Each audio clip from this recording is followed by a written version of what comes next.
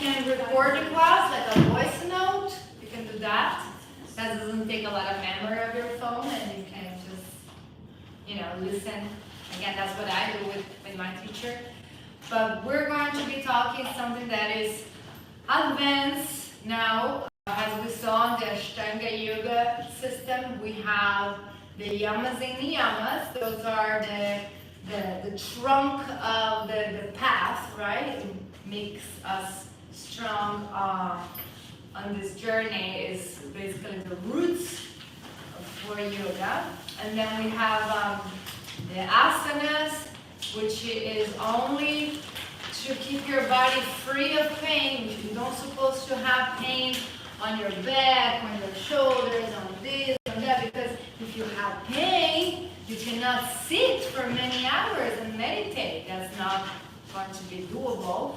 So the asanas are there. And then we have pranayama, which is more advanced than the asanas. That's the class that we're going to see today. But before we talk about the pranayamas, we need to also talk about the bandhas and mudras, which basically is allowing us to harvest this prana, this energy. So when we were, the other day I mentioned that one of the questions in the test is, what is prana? What is prana? And we said that prana is the vital force of the universe, because we're doing breathing exercise. Sometimes people put air, and it's not just air. Yeah, we're breathing, but it's more than just oxygen. It's literally this force, this energy. And I also mentioned that ayama, so prana, ayama, and ayama is expansion. So pranayama is expansion of your vital force. That is the translation, let's say. And you also have about this on your manual, if you want to have it open, what we're talking about. In my book here is 346. You can maybe look for it a little bit so you can have it. So it's bandhas. Bandhas, and it's part 351. 351. Yeah, my book is a little bit different, but yeah. And another thing that I would say, like if you see on the schedule that today we have bandhas and pranayamas, maybe again read a little bit the night before, or mark the book, so when you come you're like a little bit prepared. You might even have some questions already, and that would be great, right? So let's talk about this bandha. So everyone has this little page here, right? So this is the one that I'm going to be following now. Because for us to do the expansion of vital force, or pranayama, we need to apply the bandhas. And the bandhas are like energy locks, you can say. Bandhas are energy locks. It's almost like a valve, right, of a faucet, or like, you want to open the water in the sink in the bathroom, and you open. Do you want to close? You close. So it's kind of like the same thing. We're opening and closing certain parts in us to allow the energy to be retained, and sometimes to allow the energy to flow as well. Bandhas are energy flow. Locks. Locks. Locks. Como like the faucet from the bathroom, when you open and close. Like you have a cover and you open and close. So the first bandha that is very important here is called Mula Bandha. So Mula relates to root. That is the translation of this. Mula is root. So it's the root bandha in a way. Also, when you study energetic anatomy, you will see that over there is the Muladhara chakra. So the Mula Bandha and the Muladhara chakra are kind of like very close there. Um, so this is the first bandha that we need to understand. And you will see 3 parts there. So usually it's a combination of like 2 parts in this case. So the first one is Ashvini Mudra. So what are mudras? So if you, mudras you know a little bit, you know, when we do hand gestures, right? So if I put the thumb with the indicator is chin mudra or jhana mudra, palm down, right? Or we have this, you know, Anjali mudra, Namaste mudra. We also did the other day, we did Pranayama mudra, grabbing the first 2 fingers, right? Those are mudras. So in this case, it's not like mudras related to hand gestures, but mudra is going to be something that you're going to apply in your body to have an energetic effect, right? So when I touch my different fingers, for example, which are the most popular, they have elements, and they have even planets, and they have also nadis, meridians, and you make an energetic effect, right? But in Tantra and in Hatha Yoga, when we talk about mudra, it's basically, again, something that we're going to do with our body that is going to be an energy conduit. It is going to help us to conduct energy. Good? Okay. So, Ashvini Mudra, Ash translates to anus. Ash is anus, or sphinx muscle, if you like. So. Ash is anus. So Ashvini Mudra is literally contracting your sphinx muscle or your anus. I don't leave that loose. And you know, we have a, I don't know, I will send you his profile later. We have a yogi called Gokula Chandra. He is a Bhakti yogi. He's basically the most advanced yogi in the world. He can do anything or any asana that exists. And he's like Hanuman. He's super humble. And he's the most advanced. And he's a Bhakta. He's a Bhakti. He wants to serve Krishna. So he has everything. You know, he's super wise, super advanced, super humble, super knowledgeable, and super loving. He has a family, he lives in Malaysia, but he came here. And I mean, when you see his you know, profile, you will be like, wow, this guy is like Robert from the circus. He practices every day, 3 hours a day, like every day. Like we talk about this. That's how you really progress, you know? It's not like, you know, he put a lot of work into it. So when he came here, and we were like, how do you do those crazy asanas? He came and he started talking a lot about these mudras. And he even said, for example, this Ashvini mudra, you can contract your anus only on the right side and relax the left side. Contract the left, relax the right. Contract the upper side of your anus, relax it. And we were like, exactly. We were like, I don't know if I'm there yet, you know.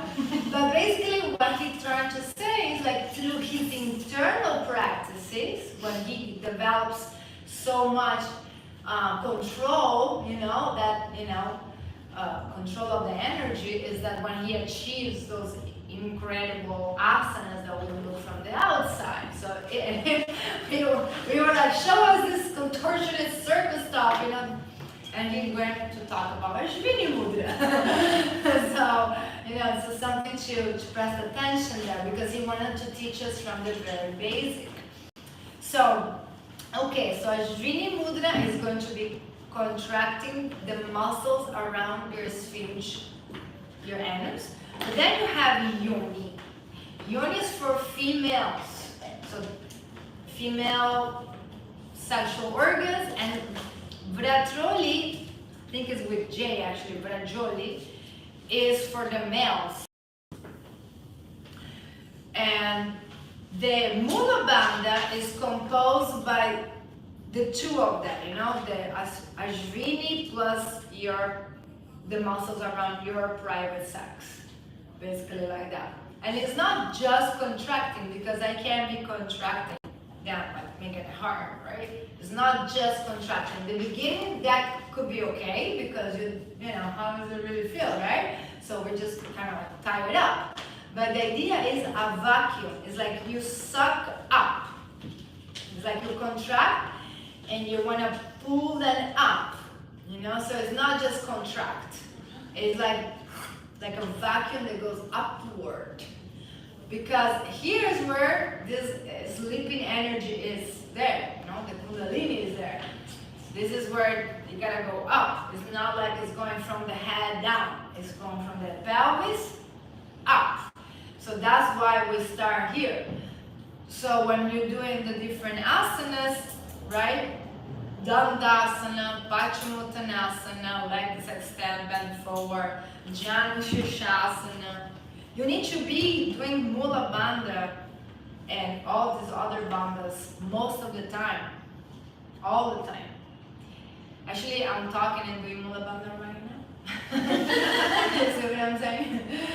When you're driving your car, right? And you're like, it sucks. And now I'm in traffic. You can be doing these practices, right? Now, that's going to be crucial for you to have energy movement in your practice. Because like anything in life, like if you study something or you learn something and then you don't experiment with that, then it's going to become some dream, like some fantasy, right? But if you, let's say you're practicing yoga and you're doing correct techniques, then you're going to start feeling changes in your life. You become less upset, more patient, you sleep better, out of the sudden you realize, wow, it's been a year that I don't get sick. And you know, then you start having very good intuition, you know, you're thinking about something and then things start showing up in your life towards that. So this is basically your energy is being awake and has a result. But if you don't apply the correct technique, then you practice yoga, you practice CrossFit yoga, power yoga, all very exercise yoga, and you do not have energy movements. And then after a couple of years, you're like, oh, you know, I did yoga for 5 years and okay. But you know, maybe the teacher wasn't giving you the correct technique, maybe the teacher was not in the correct ethics or mood, or maybe you just did half of what the teacher said, you know, you cheat, and then you cheat, you know. So it has many reasons, but what we want is to have some sort of energy awakening. Otherwise, after a couple of years, you will just be bored, like nothing changed in my life. So you need to look for that, and one of the most important ways is really understand this energy blocks, right? Harvest the energy. Sometimes in class I will say, don't pee your energy. Because if you're like, and that's another thing that we need to talk about that is maybe not very pleasant, but you know that in the United States, it's very common, you go to supermarket and has diapers for adults, right? But that's abnormal. Like if you people practice this contraction, try it right now. Contract your anus right now. Don't mind yours. Just yours, huh? You know, when you do that, you know, out of the sudden you become more present. It's almost like you can be like sloppy energy when you're contracting your internal areas. It's like immediately you become more attentive, more aware, more focused, you know? But not only for that, not only for the energy, you can imagine you're like 85 and you sniff and you shit on your pants. That would be terrible. And it will be even more terrible for your family, for your kids. Then, you know, who's going to take care of who, right? That happens after you have kids. That can happen also after you have kids, especially if you have natural birth. They have something, so you can when you go to the bathroom, like instead just pee at once. I don't know about the guys though, but yeah, you can just slowly, like. So I try to do at least once a day, you know. I don't remember all the times, then I rush. But if you just pee, hold, that's going to contract, and it's like a workout from your internal walls, your internal organs there. And then now they're also doing the yoni egg, which is, another thing that you can try out. You can put a crystal, it's basically made of a crystal, and you put it inside you. Then that we can't do. No. You could. Well, technically you could. And not to go to another subject, but going. Apparently, well, the G point of the man is in the anus, So it's just something that, taboos, but that's what it is. That's what it is. But yeah, usually females are doing this. They're putting this yoni egg made of crystal, and then basically you squeeze with with the muscles of your vagina. You make everything tight, but just doing mula bandha, just doing that internal contraction when you're like kind of like zippering all those muscles between your anus and your private area, you squeeze them up. Just doing that will, help you to age gracefully, maybe bring the muscles back after having 2 humans coming off you, But it's very important. Mula bandha is the base for Kundalini awakening.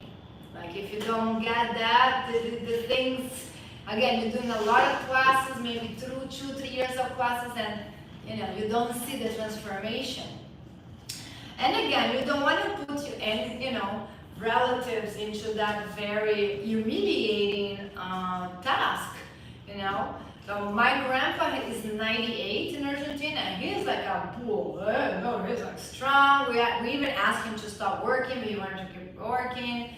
So it's very strong. But my grandma is not like that, and she needs to have, one of her kids giving her baths and change it, and that's not even the worst. Like sometimes she doesn't want to be changed. Understand? Because it's humiliating to have, someone, your daughter, your kid, go and clean your butt. Not once, but every day, twice a day, perhaps. So mula bandha is how we avoid that situation to happen in the future. And again, in India, no one has diapers. There's no diapers in the supermarkets because everyone has this area very strong. Everyone is sitting on the floor, is doing those malasanas, right? And the body gets more toned inside. But, so something that we need to talk about that because it's abnormal having humans, adults with diapers.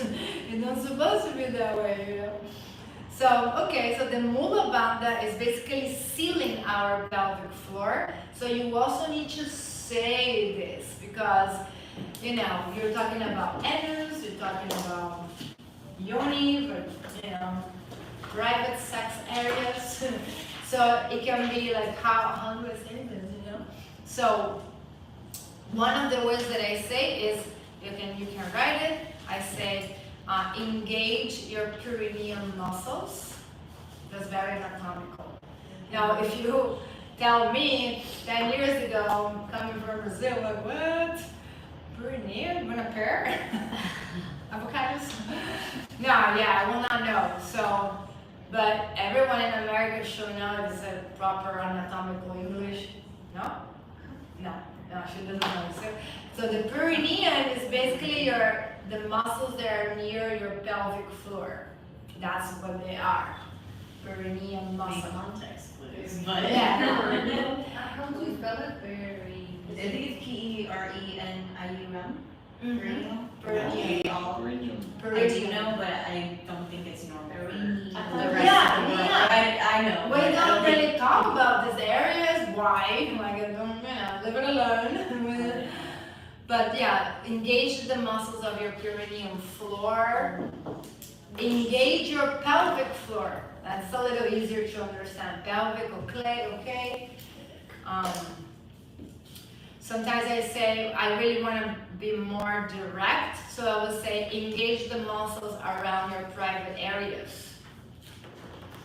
And now we did a Tantra retreat in Mount Shasta with the aliens. And then I just was super over and I was just like, engage, squeeze your anus. And that was one of the hashtags that they came up with it. Because it was a Tantra retreat, you know, and we're in retreat, you know, we're like practicing 4 hours a day. And that was one of the funny things of the retreat. Squeeze your anus. You know, but don't say anus neither. You should be saying engage your sphinx muscle. You know, that's more proper. You know, don't go to the Jewish community and like engage your anus. Fire. Right? So you gotta be, you know, yeah, it's like, you know, more respectful area in a way. But yeah, you gotta say it, because if you don't find the words, she's like cracking. If you don't find the words, how are you going to communicate, you know? So, lift your pelvic floor. Engage the muscles on your private area. Contract your perineum muscles. Pretend that is a big line for the bathroom and you need to go, so you need to internally squeeze and hold. Yeah, give some examples. So they, all right, let's squeeze there, you know. So you gotta kind of find your own words to explain this, but that is Mula Bandha. So sealing, again, that's a good one, sealing the pelvic floor. Close the exits, you know, don't pee your energy. Close the exits. And then the second one is Uddiyana Bandha. So Uddiyana Bandha is bringing the navel in towards the spine. This also means flying upward. That's the translation. Uddiyana Bandha, flying upward. So what Uddiyana Bandha is doing is pushing the energy to higher on the, I don't know. That's sage. I think so, yeah. It's moving the energy up to the spinal cord, where the energy travels to. So you just kind of like suck it up, yeah? And that is the job. It's like, go this way, please. That's what the Uddiyana Bandha is doing. So you sometimes like, even but the bandhas for me was very hard to put it in my practice. Because I would do warrior one, I would do this, I would do that, very like legs and arms. But can you do bandhas on warrior one? And remember, you know, like, can you tuck your belly in warrior one?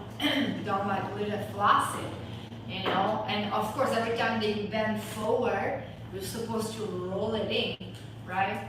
So you're doing these movements to bring the energy up.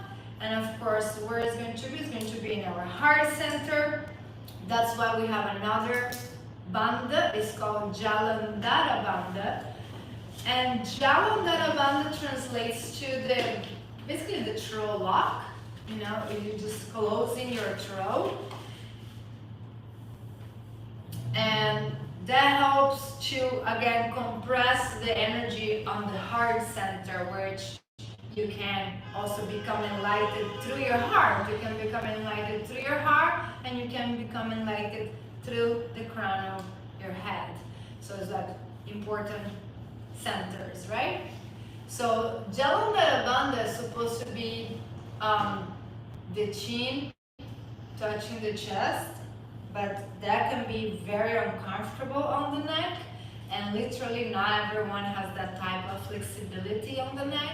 So what you can do, look, you take the chin, you bring it back and a little bit down. So you close the throat. Jalandhara Bandha. Some people can touch the chin to the chest, it looks very like that. But you cannot do something that is uncomfortable for you. Because if it's uncomfortable, how how you're going to practice meditation, which is inner peace. If you are already uncomfortable, it's not going to work, right? So just bring in the chin back and down. Just so bring your chin a little like chin back and down.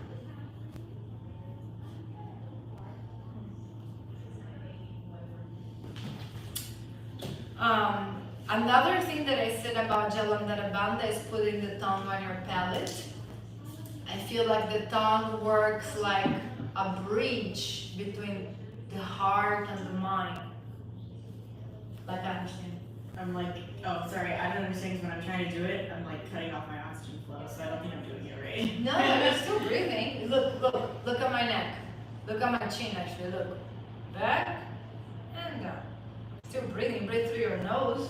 Oh, but what do I do with my tongue? So when I do that, I'm like, literally. No, you put it, you can just softly place on your tongue, on your palate. Ah, okay. I was putting it like that. That's another one that is coming, yeah. So, but the most important, so I do this analogy, connect to the mind and the heart, and the tongue is like a connector there. But the most important of that tongue in your palate is that it stimulates your pineal gland. And in the pineal gland is where we have natural DMT, which I'm sure you guys are familiar with this by now, right? Psychedelics, DMT. So we have it in the pineal gland. There, you have it. It's like, I never did psychedelics. Well, you have it inside you. If you don't know it, it's there. So when we do a lot of these meditations with the correct techniques, especially for meditation, right? But also can be inversions, right? Making that influence on the pineal gland. You start getting like an IV. You stimulate with the left bandha? Jalandhara. Yeah. Yeah, exactly. So you start getting little drops of this DMT, like a, and then you become much shoulder stand. Yes, shoulder. That's why I stop you guys, because if you do it with blankets, first of all, you don't get neck pain. Second of all, you can stay longer. And when you stay longer, you start getting this DMT release. And then what happens? You become like me. No, but yeah, more or less. But then you start having a different perception. Because that's what the DMT does, it brings down the inhibitors of the ego, that you see everything very square, very like this. And now you can see, the soul in the butterfly. I mean, just looking at me like, she's crazy. No, but you can connect with those live entities, and I am very much like that. I talk to the squirrel, I talk to the ant, I talk to the butterfly, the bird. You have you feel the sun, you feel the earth, you have the trees, as I said, because you start getting this trips, like the natural, journey of, living in this spiritual bubble, So those bandhas are helping you to awake that natural window that is in your brain. Now it has millions of books just in this gland, on the pineal gland. The pineal gland is the mother of all glands. It balances all of your endocrine system. It's the mother gland. We also have the pituitary, which is basically between your eyes. So very special functions they have there. So this Jalandhara Bandha is going to help with that. But what she was talking, the next one that you see there is called Kichari Mudra. Kichari Mudra is when you roll the tongue back, like But before that, you gotta stretch it. So if you have your clean hands, or that's what they do. The tongue is a very active muscle. It's actually a muscle, So you grab with your clean hands your tongue and you start stretching your tongue out. Like literally make it longer, right? Sometimes we have a skin under here. They cut that skin or it naturally breaks. Now the tongue is kind of more loose even, And then they roll the tongue like backward, and almost like they want to swallow their own tongue. And that is definitely making influence on the pineal gland.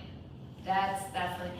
And think also, I think when they enter these deep levels of meditation, like kind of trance, and you think, oh man, how Ramana Maharshi was there the whole month having like 5 drops of water? But they're eating DMT. That's where they're eating. That's where they're being nourished with.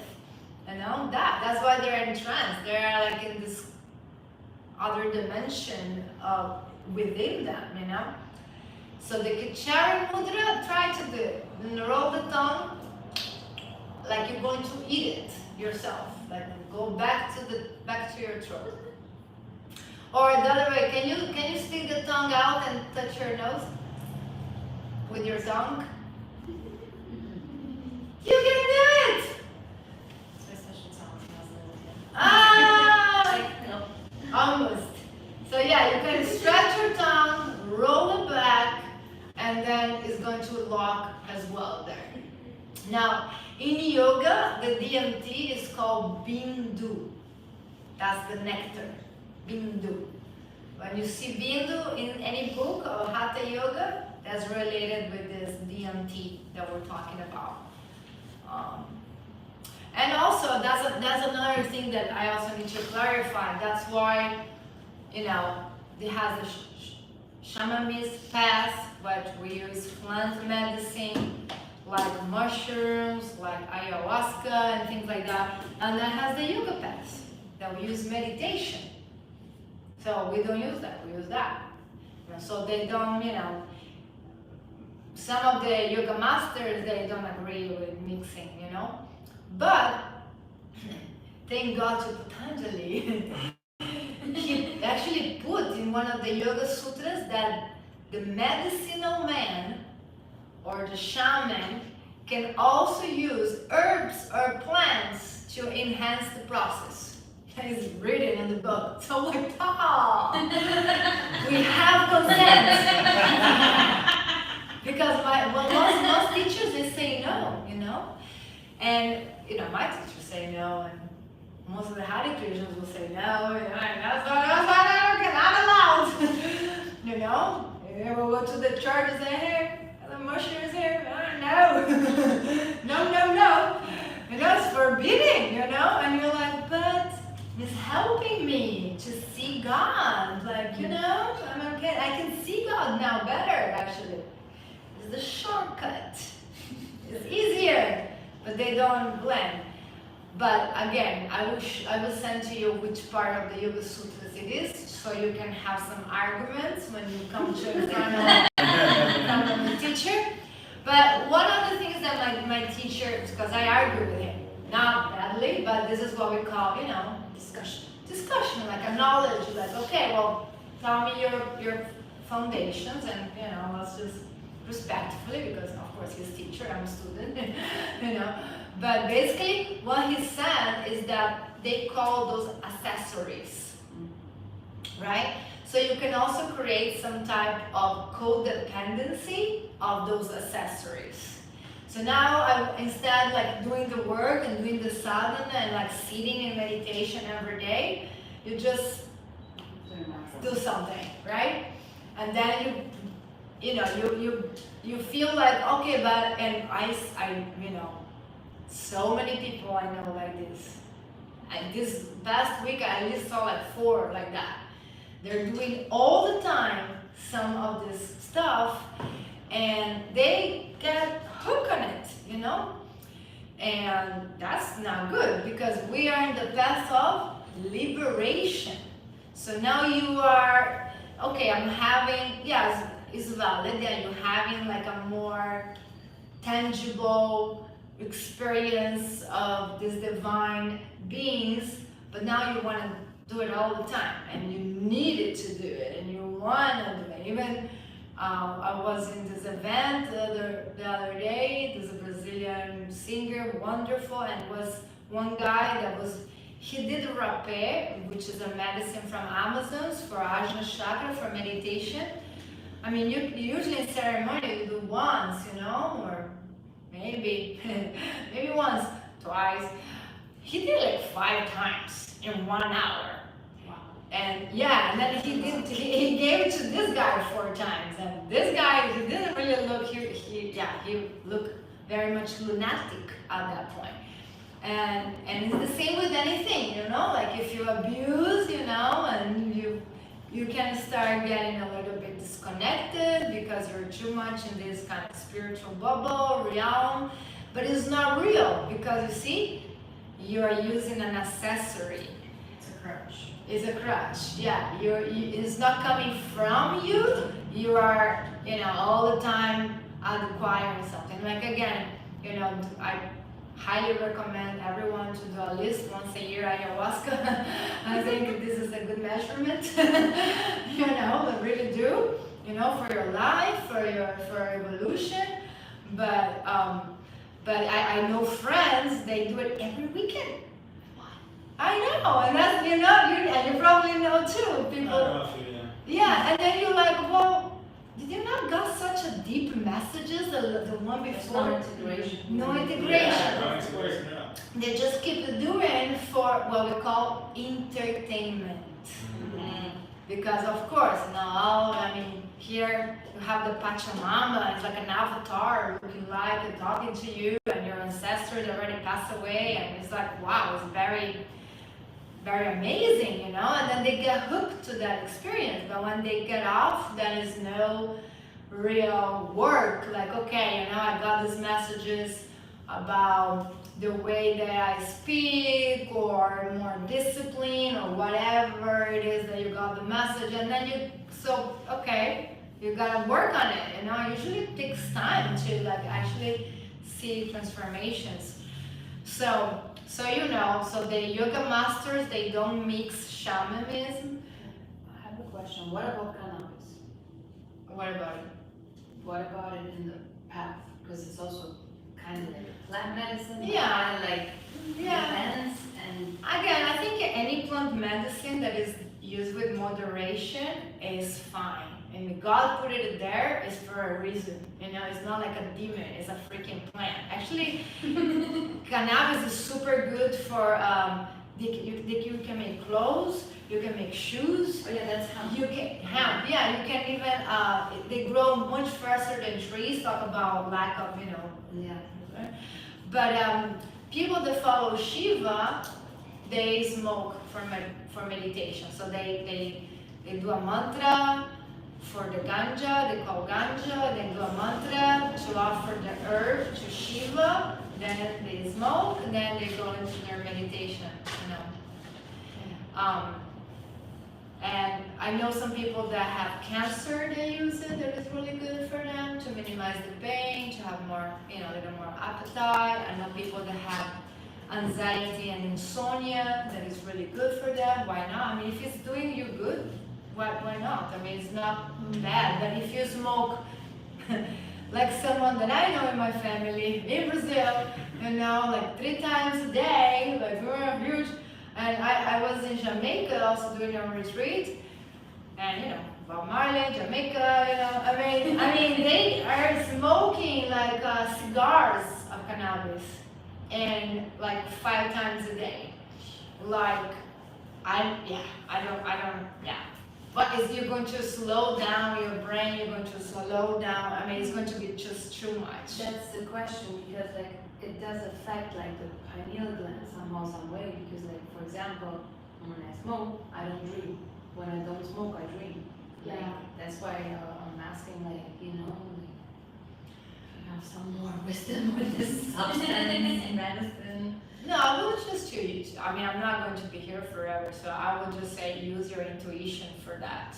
Like you can go, it's just like the alcohol, you know, like are you going to drink every day? Are you going to smoke every day? I don't think you should be doing that, you know, because again, anything that we do in excessive becomes some sort of level addiction, you know, but same thing with the coffee, right? If you drink coffee every day, twice a day, oh, crazy. So maybe use cannabis when you are having anxiety or when, you know, I don't know, something crazy happened and you're feeling like you need to, you know, be more relaxed. It's a relaxer, right? But if you feel like that is disturbing your meditation, maybe not. Actually, yogis, they don't supposed to do anything. That's called saucha, right? No alcohol, no weed, no nothing. And so that's what I say, if you do ayahuasca once a year, which is also a treat, roots that you're drinking, you know, you can, you know, but again, we're talking about these people, they do it every weekend something, you know, and then it becomes something on your nervous system. Yeah, it's going to affect you, how fast you can coordinate yourself and things like that. Definitely is going to have an effect. So we don't recommend like abuse of any substance in any case, you know. So, but again, if you're going to Rishikesh and they're all smoking, man, they're all smoking and they're meditating, doing handstand for 2 hours, you know. So again, you know, that's what they're doing. But then they look very neat, you know. Remember, the Shivayas are the ones that have, you know, the dead ashes, and they look a little bit, you know, dirty in their looks, fierce. So, yeah, I don't think using anything in excessive is good. But a lot of yogis in general, they're using some plant here and there. So again, I think that is fine. You know, if you feel like it's necessary, just like we use chamomile. You know, I have a chamomile tea before going to sleep, or maybe you have, you know, I don't know, hibiscus. Hibiscus is really good for high blood pressure, or, you know, so if you use herbs like in that sense, has herbology, not like, you know, so these people there smoking 3-4 joints a day, like, you know, or again doing any type of the psychedelics every weekend. I mean, you are somehow abusing, and you know, it will have a consequence. You know, it will have a consequence. So gotta be mindful of that. But going back to this Kachari Mudra, so what I wanted to just clarify is that you don't need to have any other accessory. You can actually practice meditation with the correct techniques and with long time without breaking the practice, because that's the other thing. You can't just practice 3 days and then 3 days no, right? In order for you to wake up the energy, you need to have some real consistency to really start getting those effects naturally, right? And then you will feel much more connected, much more centered, full of health, power. I mean, you know, you feel differently than before. So, yeah, every day you should do a little bit of meditation. It's really nice. When you wake up, maybe just meditating gratitude, just, you know, I'm grateful for this new day, I have a roof, have food, you know, that's kind of is a game changer in your life. No matter, you know, what is happening, it changes your whole day. And then sometimes when you go to sleep, you know, I like to do my svadhyaya. You know, you need to do as many of the 8 limbs can you start incorporating in your life, right? So I use Svadhyaya at night, I go to sleep, I get a book, and that's like my meditation. You know, like I read. Now I have so many books, it's terrible. All, you know, 2 pages, 3 pages, yeah. So I have a lot of reading, you know. But you gotta, you know, find that routine where you're going to do these practices, you know. The other day on Sunday, which was our day off, and I say, well, it's no day off for the sadhana, right? I went to see the sunrise, I did the Gayatri Mantra. After the Gayatri Mantra, it was amazing. After the Gayatri Mantra, I did 12 sun salutations with mantras. Om Mitraya Namaha, Om Ragave Namaha, Om Suryaya Namaha, Om Arkaya Namaha, Om Banave Namaha. Each step that you guys are doing right now has a mantra. And each mantra is an offering, is a prayer. You know, salutations to the cosmic one. Salutations to the one that shines to all. Salutations to the one that is more friendly to all. So it's not just movement, there are prayers. That's called sun salutation. You're saluting God, you know, the sun. And after that, I did this. I did Bandhas and Pranayama. And I'm doing something called, basically it's Kapalabhati with your mouth open, if you like. It's called holoprotic breath. It's to wake up the natural DMT to do breath work. So that was my sadhana. And I came here running to help with teachers and work, blah, blah, blah. But I felt like, okay, this is a very conservative sadhana. I'm not doing any contortionist today, you know. But I felt very pleased. And, you know, I did the sun meditation, I did the mantras, I did this, you can say DMT breath work. And then I was plug. All right, I'm ready to, you know, share the light. So, and that really was, the whole thing was an hour. And then it was so nice, you know, 7 something in the morning, it was just beautiful. But yeah, so that's things that, yeah, we're kind of trying to incorporate as much as possible in our sadhana and our daily yoga lifestyle, so you can start feeling the effects. So the Kichari Mudra again will be rolling, stretching the tongue, rolling the tongue back, like you're going to swallow your own tongue. So it does touch in this area, in the upper side of your palate, that influence, that DMT or Bindu in your pineal gland. You know, so these yogis are up to something. They knew what they were doing. They knew what they were doing, you know? And so, and remember, when they enter the spiritual, you know, 5th, 7th dimension of reality, this is how they got the Vedas, this is how they got the Upanishads, they got books of knowledge, Vedas, where, you know, the distance between the earth and the sun is described 10,000 years before Christ. Through this kind of like channeling, you know. Then the Sambhavi Mudra is bringing your eyes, either, look, this is a little painful, that kind of gives you a headache, you know, and bring your eyes. But you want to bring your eyes to the top of your forehead. Like you direct your eyes internally up. I have one of my students, her eyes will go completely white. Try. Bring your eyes like you want to see the head, the hair. Aha! Like that. Yeah, alright? Yeah, it's like you want to see your hair in the top of your forehead. That's called Sambhavi Mudra. So when you do this, you are bringing energy to what?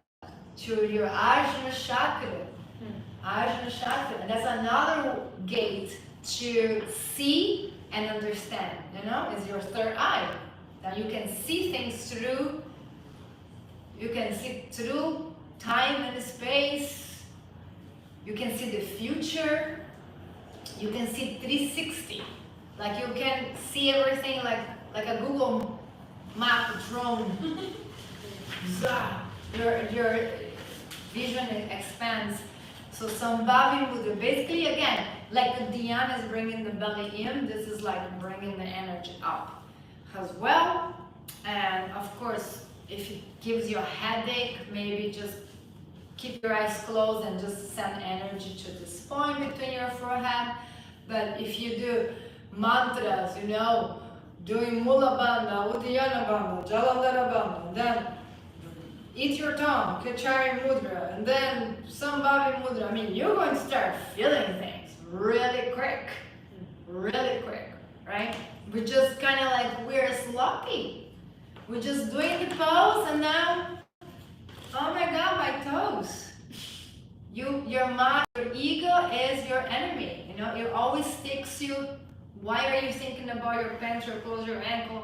The ground, look how it's dirty over there. Just, you gotta do the techniques, you know, and this is key. And then you have the other opposite to Jalandhara. Jalandhara, then you have Shakti Sholani Mudra. So I call it like popping the champagne. So let's say you practice 45 minutes with Jalandhara, right? In Kundalini they do Shakti Sholani, and this is from Universal Yoga, you know? I'm basically repeating the words of my teacher. So in Universal Yoga we practice almost 3 hours, you know? Jalandhara Bandha, Jalandhara. I actually also write this down. Mahabandha, M-A-H-A, Mahabandha is the 3 bandhas together. So the teacher doesn't need to say Mula Uddiyana Jalandhara, Mula Uddiyana Jalandhara. He will say Mahabandha. The Mahabandha are the 3 of them at the same time.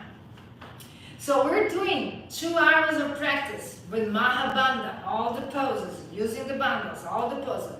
Mahabandha, Mahabandha, Mahabandha. He reminds you, okay, yes, yes.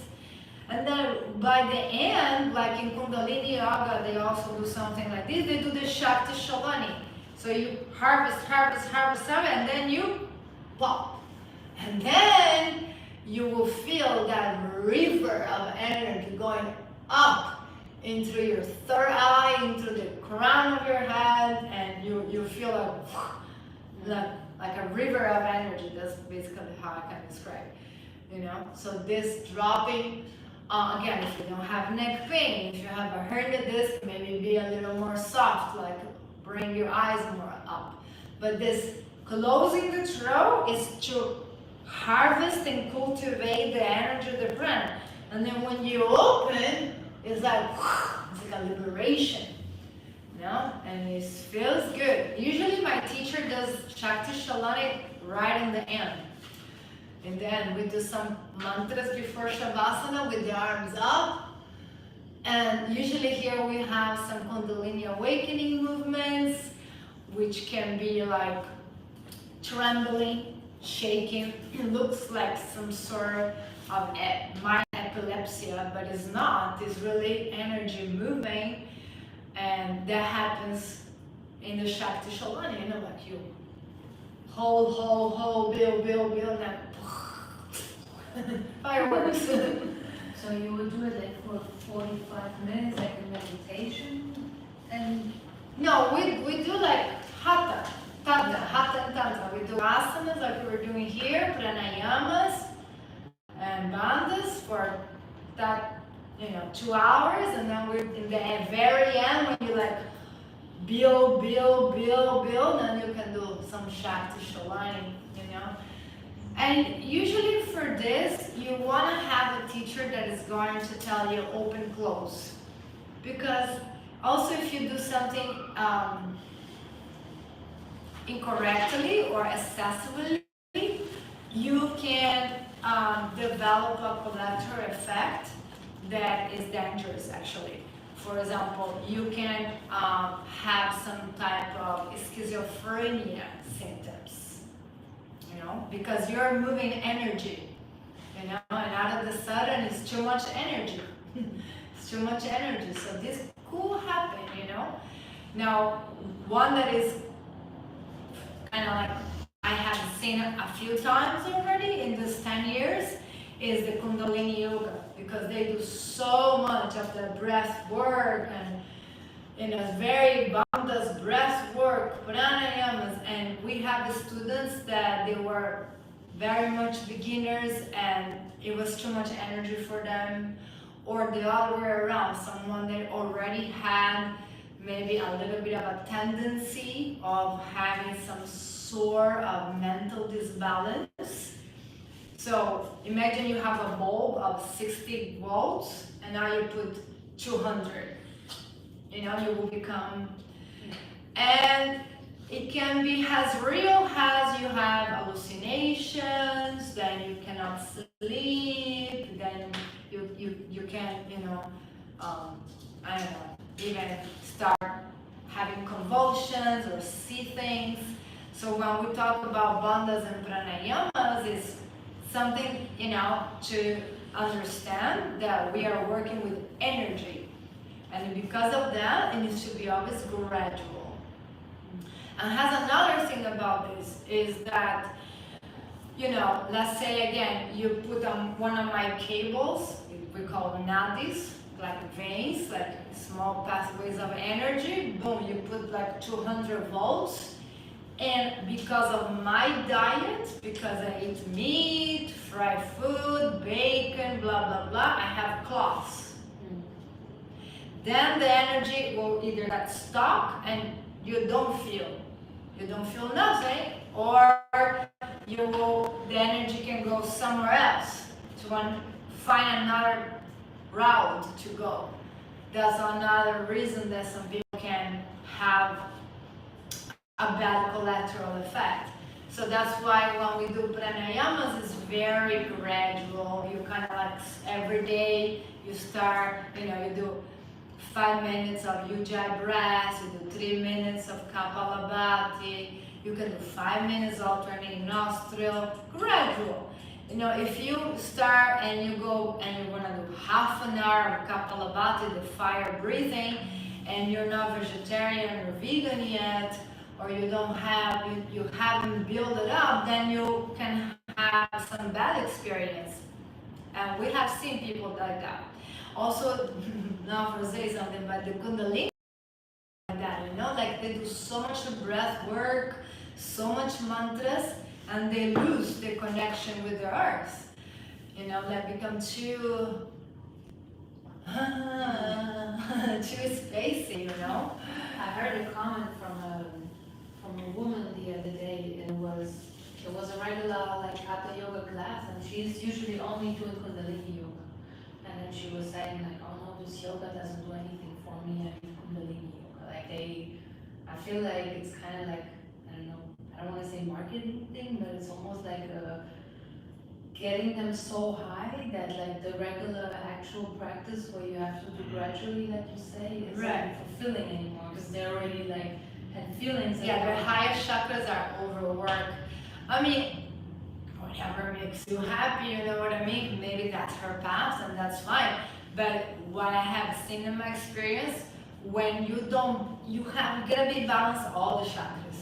Because if you are too much here, you're, oh no, I love all and God, but then you don't pay your rent, you don't have financial security, you don't have a stable job, then no matter how much you pray, you're going to be again suffering, because we are in the material world, we're not in the jungle, in the village, getting the avocados from the trees.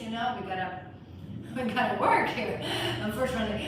So it is like that. So you need to find something that will give you that connection, that meditation, but also is going to bring harmony in all the aspects of your life. So Hatha Yoga is very grounded in that way, So that is about this bandhas and mudras. Any questions about that? Yeah. So you're saying like they can go, can you like when they get unbalanced, like can they get rebalanced, like when they start going into like more of a, what's it called, Yeah, of course. schizophrenic or like shaky, like, because that kind of scares me. Like what if I'm lost, I'm schizophrenic now, all of a sudden I can't get back to normal, because I've also seen people, they abuse the DMT and all that stuff, Yeah. and now they're schizo. Yes. Now they're like forever. Yeah, It's like now like in you already, I feel like. If you Yeah. have tendencies and you use psychedelics, it's just gonna like bring it out. Yeah. It's not that you just develop it out of nowhere. Yeah. It would have happened like anyways, they say, but now you triggered it, like you weren't ready for Right. this current. Unfortunately, people are just in general abusing of things. Like again, if you're going to do a practice, you don't need, like pranayama needs to be gradual. Like I have seen Kundalini yogis that they do almost an hour of fire breathing, and those are the people that they cannot pay for the cell phone. That they live in their car. Wow. They live in their car. They don't have grounding with the earth. Yeah. So you see that person like, wow, the energy is coming out of their eyes, okay? It's almost like, you can see them light up, but then they are, again, so abusing of anything is no good. You need to be balanced with stuff. Yeah, so I assume like the way to make it more balanced is do more grounding practices. Right. And stuff like that. I know somebody that actually, he had some issues and he started working on Qigong, which is very grounding, and he feels a lot. Right. But you can also be like, what she was saying, like also like dogmatic, like Ashtanga Vinyasa is the best. No, Kundalini is the best. No, Hatha is the best. No, actually Tantra is the best, because then you also having a mind of fragmentation of minds better than yours. Yeah. And this is different techniques, like it's different herbs, and everything has a purpose, and you need to has open mind to say, well, like I love to practice Kundalini on Sunday. I love Kundalini. It's one of the things that I really feel my mind really connected with it. But I love to feel myself in this body. So of course I love to practice Hatha. So you again, sometimes I don't want to practice anything. I just want to be looking at the sun. I don't know. But whatever works. But usually pranayamas and bandhas in India, they only give you if you're going to become a student for a long time. And it's the same with shamanism. Like if you want to learn how to serve cacao, if you want to learn how to prepare a sweat lodge, let's say, you cannot just go and learn. You gotta be with the teacher for years, and they gotta, all right, well, I think you're serious. You're sitting with me for 3 years. I think I'm going to teach you something now, And it's the same thing with any, we call disciple and teacher-student relationship. It's like, it's a process, and that's how it is. People want, just teach me. And like, no, it doesn't work that way, It has a relationship that we want to cultivate. And that's for all lineages is like that. So when they like, okay, now we're going to practice Kapalabhati, and I tell you, okay, this is removing energy, you gotta go gradual. You go home and you do 40 minutes because it makes you high in energy, and then you get that, again, you're getting obsessed with somehow the end result instead appreciating the whole path, the more therapeutic path of it, something like that. Make sense? Yeah. Yeah. I have a friend who recently, he was working with shamans in Costa Rica for like 2 years, and he came to Miami and I was like, just stay here and come to me. But he had to get a job and everything. He's like, I've been literally just medicine and woo-woo, and he wasn't paying his bills and he was behind, and he's like, it's so nice to be grounded again. To come back. And he's like integrating himself now. Right. So it's It's important. Yeah, it's important. We are here. We're not in the jungle, we're here. Here now. Okay, let's stand up. One quick question, sorry. For Dhyana, like I found, just because when you're in the asana, like you're breathing in and out, and in a way you also have to keep your belly tucked in. Tuck in, yeah. But I breathe on, through my belly, right? So it's kind of like contradictory. No, at some point you need to keep it in, but you're also, breathing in. So how do you Yeah, we just don't want the belly like flaccid. reconcile that? Yeah, you don't want to hang out the belly loose. Sometimes I see you guys on the asana and you don't need to make something forceful, right? But neither like just let everything flaccid. So it's a slight contraction, You can still breathe, moving the belly, and the idea also actually is to kind of like start practicing what we're going to learn now, which is Rachaka and Kumbhaka when you don't breathe for some rounds. And then, then you hold the inhale, you hold the exhale. So that's also another thing that we add. That way when you are doing Janu Shashasana, you can suck the belly and don't breathe. And then you inhale and you hold the breath. So that is Tantra Yoga. Yeah, that is Tantra Yoga.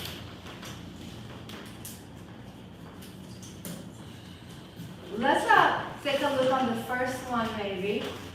So, because we have a few more minutes. So this is first one is called preparatory pranayamas, are coming from Universal Yoga, from Andrelapa. And those are to warm up your rib cage to actually sit down and do breath work, right? So you can watch me. You're going to separate your feet, easy knees. We're going to inhale, we're going to hold the breath, don't exhale, and you're going to make like a crunch, and you're going to rub your rib cage. Here, this is your floating ribs, okay? Ready? Inhale your arms up. Don't exhale and hold the breath and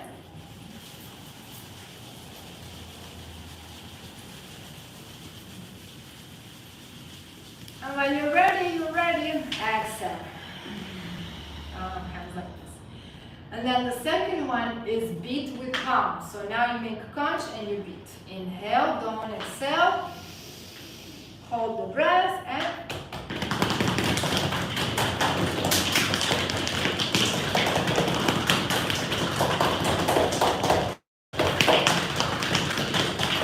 I'm done. Tarzan breath. Right? Now it's beat with the fingers. Same thing. Inhale just with the tip of your fingers. Hold the breath and preparing for pranayama. This is not pranayama. It's just to warm up the area and right? Please don't force. That's first rule of pranayama. Never force. Then now you're going to squeeze. Squeeze because this is floating. Inhale. Don't exhale and squeeze, squeeze.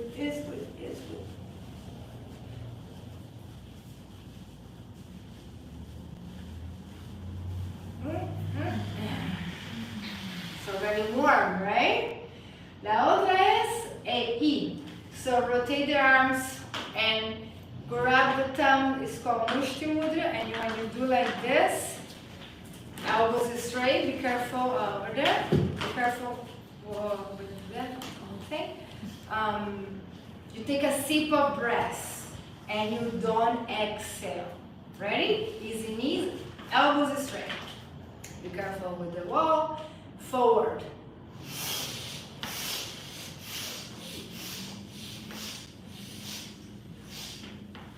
And hey, look at it. Your elbows are bent.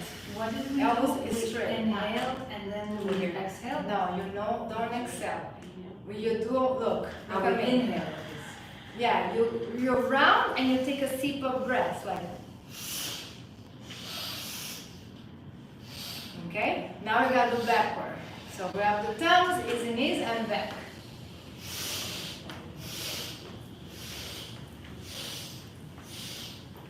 And exhale. Alright, good. And then the other one is the G, stagger exhalation through the mouth. I call this the ayahuasca breath. And it's like, stagger is like in parts, and through the mouth. And you can bend forward, you can put the hands on the knees, you can watch me one time to see it. I'm going to inhale. Then I... Buenísimo. Alright, inhale 2 times. Inhale.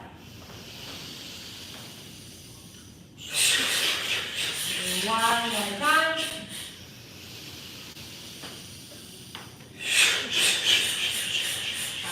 Inhale up.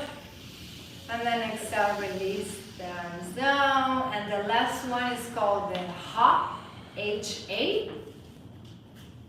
So now you're going to cross the arms and say Ha, Hatha Yoga. Okay, so easy knees. Inhale, don't bend the elbows. Inhale, don't bend the elbows. Inhale, last one. Inhale, arms up. And exhale.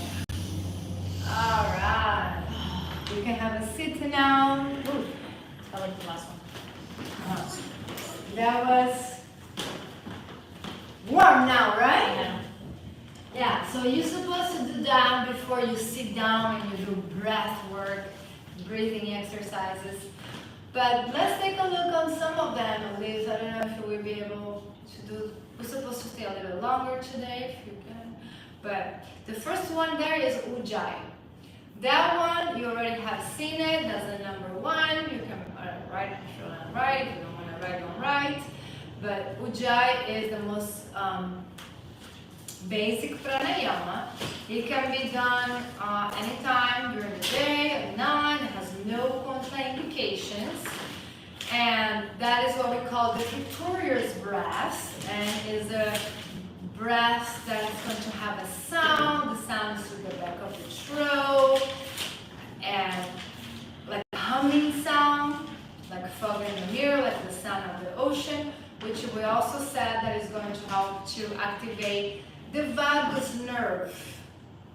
When you activate the vagus nerve and you make this humming sound, it's going to help to activate your parasympathetic nervous system, which is the nervous system that allows you to relax. It's like a button. Relax now.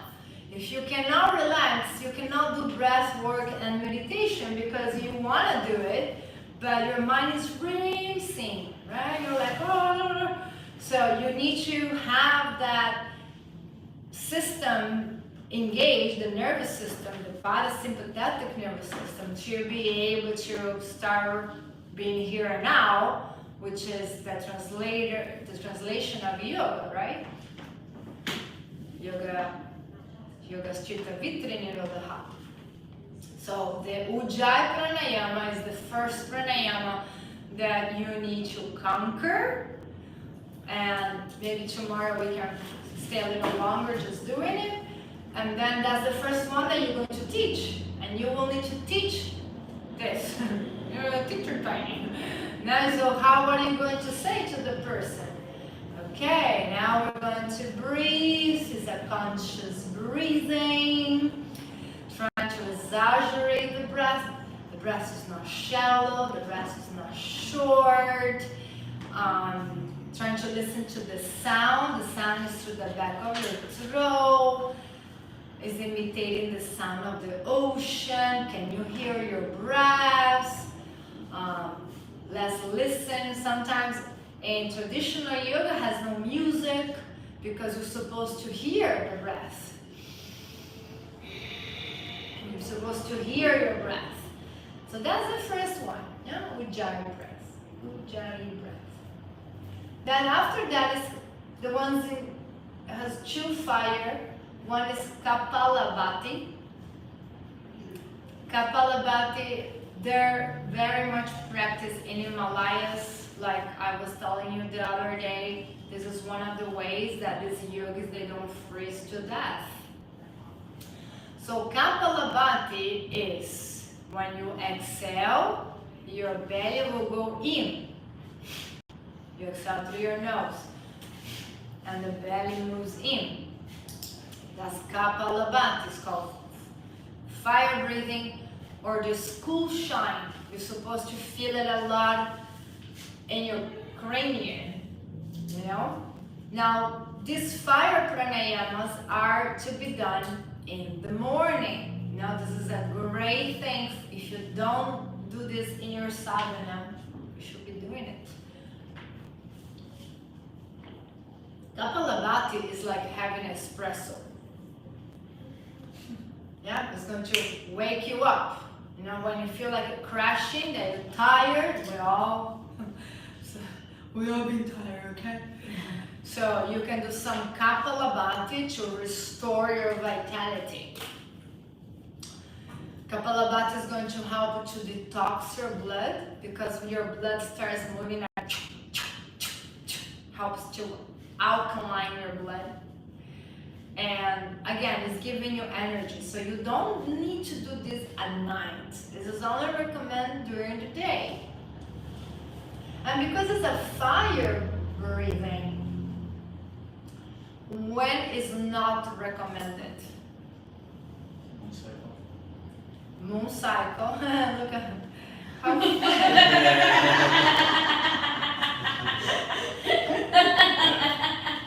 God bless you. Connected with your feminine side. But he's totally right. So what are the things that I say? So I say, okay, this is not recommended. So when we're going to practice, you need to give, you know, that's why we do cautions and benefits of everything. You need to know cautions and benefits of everything. For what is this for? What are we doing this for? What is the purpose, right? And when are we not doing this? So yeah, so when you have your moon cycle, we don't do it because your ovary is right here. You don't want to pump nothing in there. More blood will be coming out. But also, when anything is happening here, let's say you woke up with diarrhea. I mean, it can happen, right? It can happen. It can happen. Then you're not going to do Kapalabhati. All of a sudden, you run into the bathroom. You know, you already lose, and then you're doing that. No. But my point here that I wanted to go to, you don't do it at night because it's time to relax, and this fire is giving you energy. You know, it's waking you up. It's giving you vitality. Now, people that have already too much fire, they don't need more fire. So try to use common sense. Who has a lot of fire? People that have anxiety, they don't need to do Kapalabhati. People that have menopause, females, women that have menopause, hot flashes, yeah, more fire on the fire, you want to end up burned. You gotta watch that, because you know sometimes you don't know, and all of a sudden they're doing that and they get a hot flash and it's very uncomfortable, you know, for them. We're all going to be there sometime, I guess. So just things. Definitely, if you're pregnant, you're not going to do Kapalabhati. You have a human in there, so you don't need to pump anything in your navel. But you know, things like that. So if you have anxiety, if you have insomnia, insomnia is also you are not able to relax. I mean, in the morning, if you do like, you know, if you practice like 5 a.m. or 6 a.m., 7 a.m., still early, it's not going to affect the nighttime so bad. But if you're going to do Kapalabhati, you didn't have time to practice the morning and you're doing Kapalabhati at 5 p.m. It's almost like you're having a coffee at 5 p.m. No. So that's a no. So those are the contraindications. Moon cycle, pregnancy, menopause, anything going on the belly, anxiety, insomnia, they don't need any more fire. Scorpios either. Huh? Scorpios either. It's a water sign. That's a water sign. Scorpio season. So that's Kapalabhati. That one we already have done it, right? In class a little bit, right? Now it has another one that's called Bastrika. Now Bastrika is stronger than Kapalabhati because, write the difference. Kapalabhati, when you exhale, you bring the navel in. In Bastrika, when you inhale and exhale, so it's more vigorous, yeah. So it would be, yeah. Se llama el jadeo del perro. It's called like the dog breath. Have you seen a dog? Like panting, yeah, like that, but without the tongue, no? So it would be.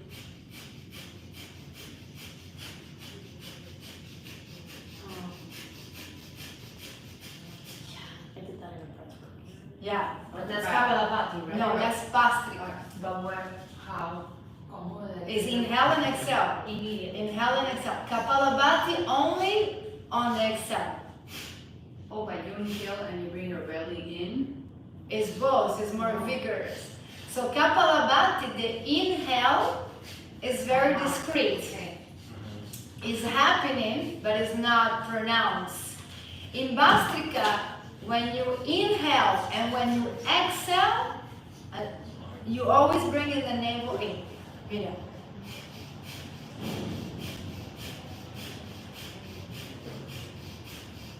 Bastrika is like this. ¿Verdad? Okay. Anota, write it down. In Bastrika, when you inhale and when you exhale, at both times you move your navel in.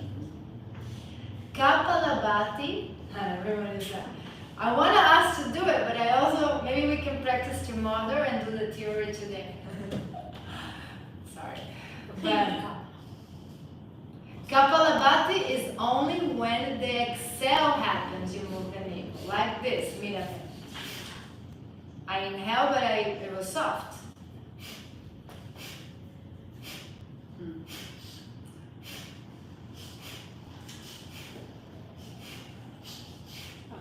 And Bastrika es más.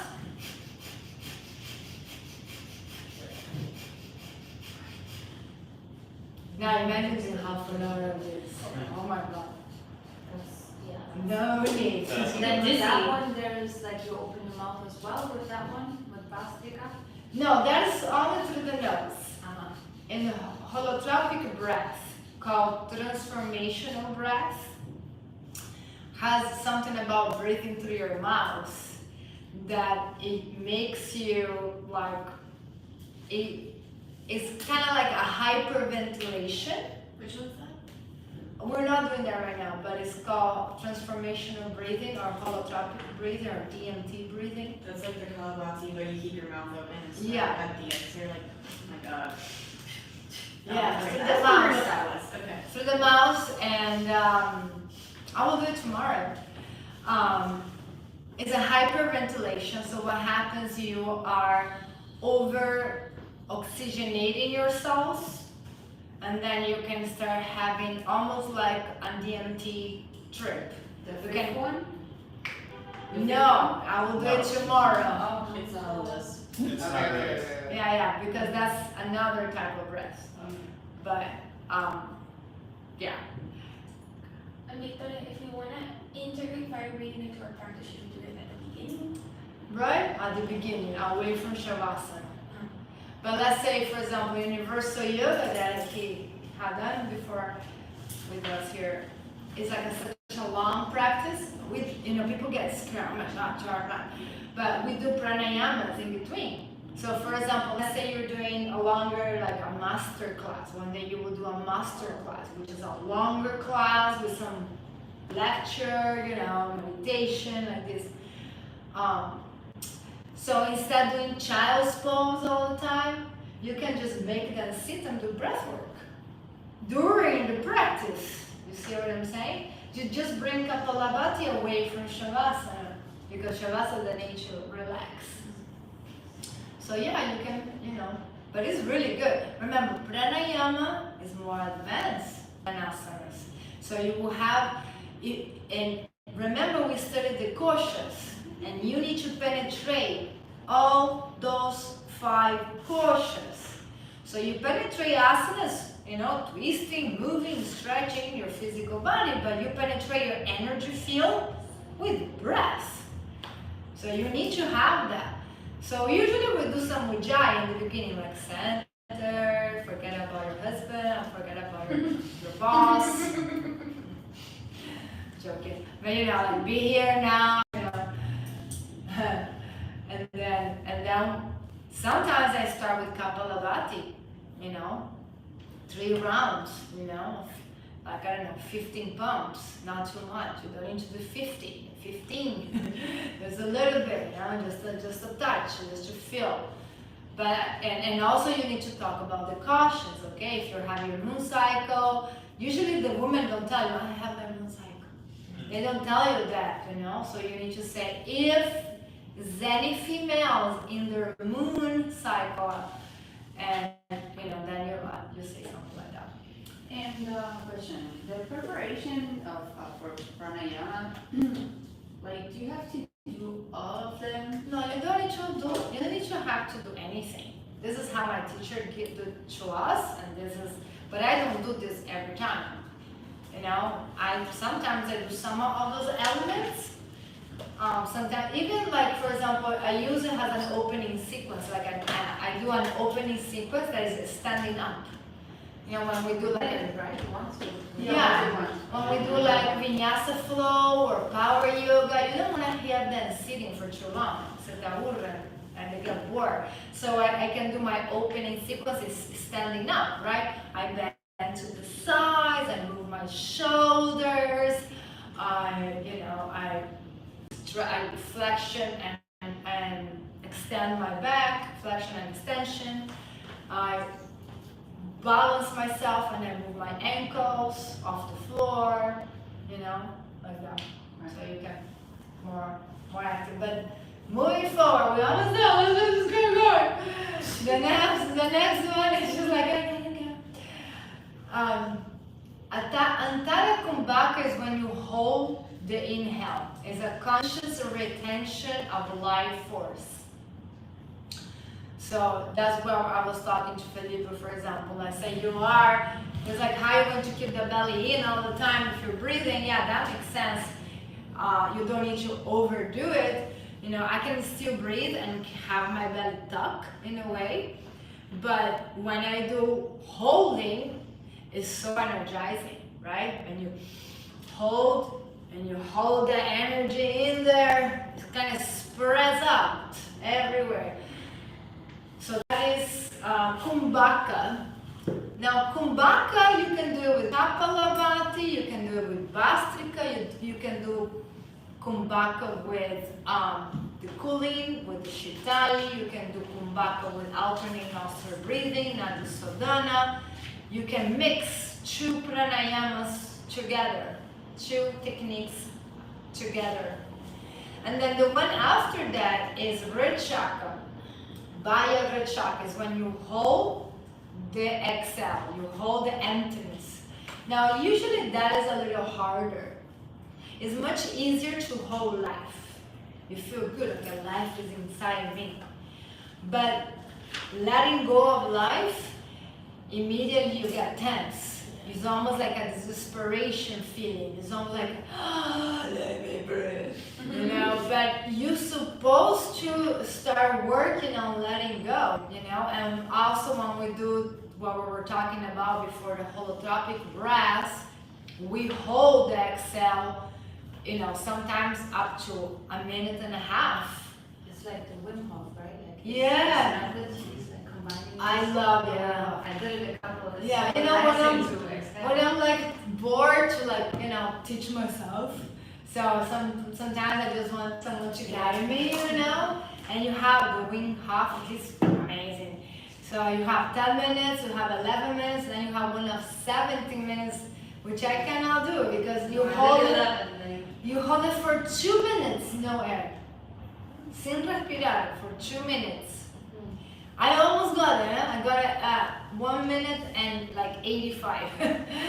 But after 1 minute and 80, it's like some desperation is coming, you know, like your senses. Like One time I felt like after the exhale, and then he gives the cue to inhale, and then you hold the inhale, and then I felt like in the back of my head, like warm, Hot. yeah, like coming, like yeah, that's the Kundalini.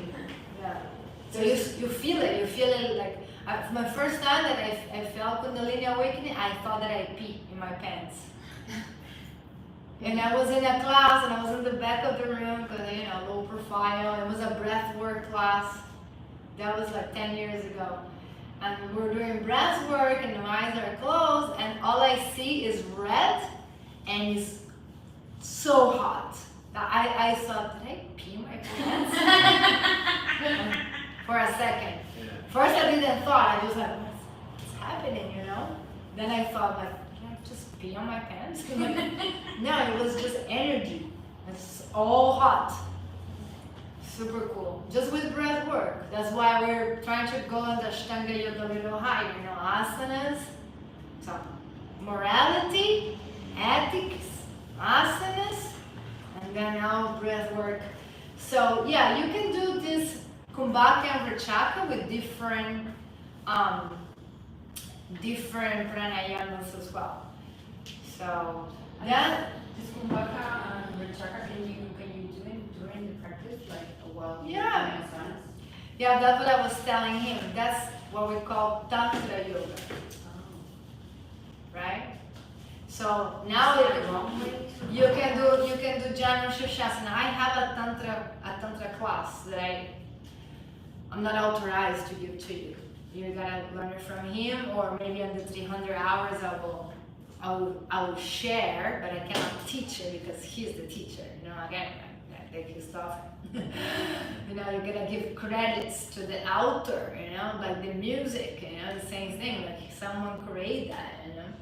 But basically something like that. So we don't even though I can grab my wrist, I will not do a full expression. I can do something mild, and I will do all the things like this. I inhale, I do Shakti Sholani, and then I do the Kichara Mudra, and then I just hold it, and then I exhale. Then I do Mahabandha. I don't breathe. And then I inhale,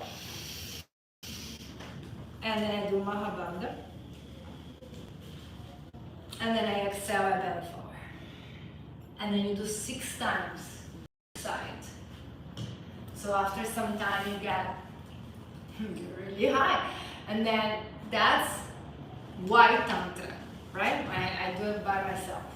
But let's say your husband wants to join you, then you literally will join together, like literally together, united, and you will do the same exercise.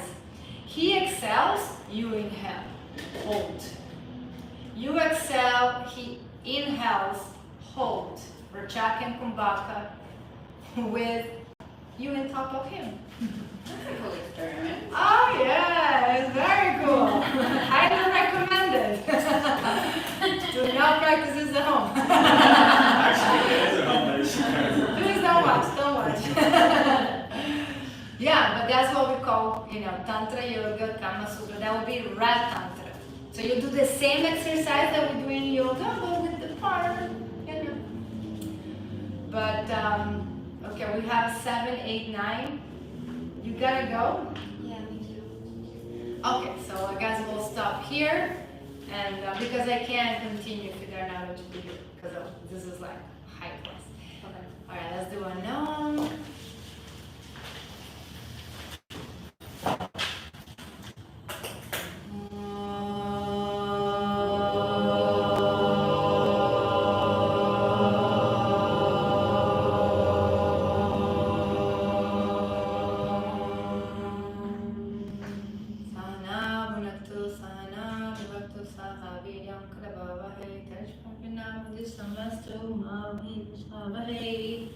Shanti, Shanti, Shanti.